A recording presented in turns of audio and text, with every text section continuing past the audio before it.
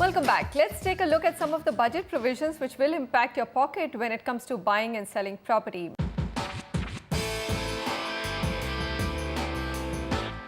My guest today, Vinay Singh, property expert. Vinay, thank you very much for joining me. I think let's start with that big deduction allowance which has come in, extra 50,000 on interest paid on home loan for self-occupied homes. It was long pending, isn't it? And it's just a relief which had to come. Do you think the 2 lakhs is enough, or do you think it could have been a little bit higher looking at inflation over the last 10 years?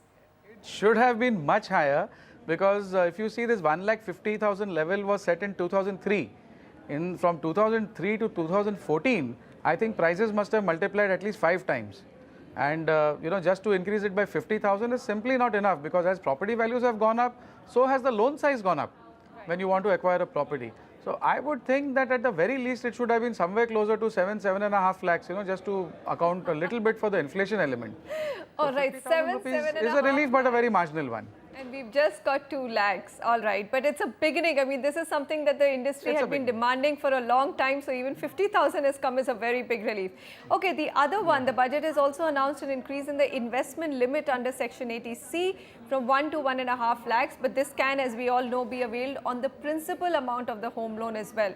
So combined, it's about a 1 lakh extra benefit which has come to any home loan borrower, isn't it? Yes, it is, and it's a very welcome relief in the form of 50,000. Typically, but Manisha, we never advise our clients to claim the principal amount unless it's unavoidable. There are many other things you can claim, like insurance or your provident fund or PPF. Now even PPF limit has gone up to 1,50,000.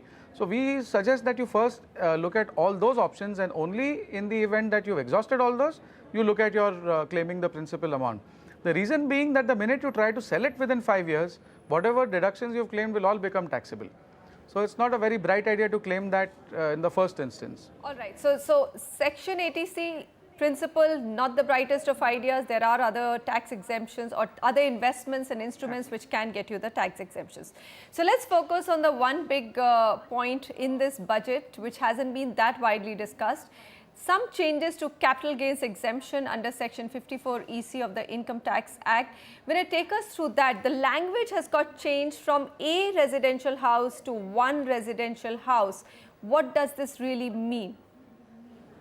See, Manisha, over the years there has always been a big controversy on when you sell one flat and the capital gains that arise from that, whether you need to invest it only in a single flat or whether it can be multiple houses, Now, what the courts have always held in multiple judgments across the country is that it does not matter if you have purchased more than one house or more than one flat, so long as you are using it as one unit. So, for example, in Mumbai, we would have a simple test for that. Is there a common entrance? Is there a single common kitchen? If that can be established, then that's fair enough.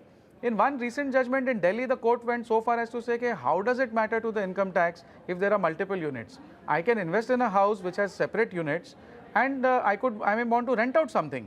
So, with these kind of judgments emanating, the courts had started leaning towards giving you benefit, because this is a beneficial section after all. Unfortunately, now the income tax is saying that we are not going to use the word a unit, because a could mean also plural. But now they have clarified that it will be one house. So one house clearly means one unit. Now this itself is going to create a lot of problems for people, because what is happening is that people want larger flats. You want a 3-bedroom flat, you want a 4-bedroom flat, which was not the aspiration earlier, but today it is. And when you go to a builder, you will find that for some reason or the other, earlier we had urban land ceiling, then we had 80IB of the Income Tax Act. All these laws were putting ceilings on the size of the flat. So when a builder is selling a 3-4 bedroom flat to you, in reality there are 2 flats. So you are signing 2 agreements with him, but when you go to see it, there is just 1 flat there. Now all these people who invest in multiple flats, 2 flats like this, but it's 1 unit, are going to get into trouble, because the act now clearly says that it can only be 1 house. Do you think that there was any need to do this? I mean, basically, it's all a question of upward mobility, with people trying to get into a larger house, and cities like MMR, where the size of the houses of builder flats are getting smaller and smaller, it becomes a necessity. What do you think would the rationale be in the government's mind to have done something like this? Was it getting misused?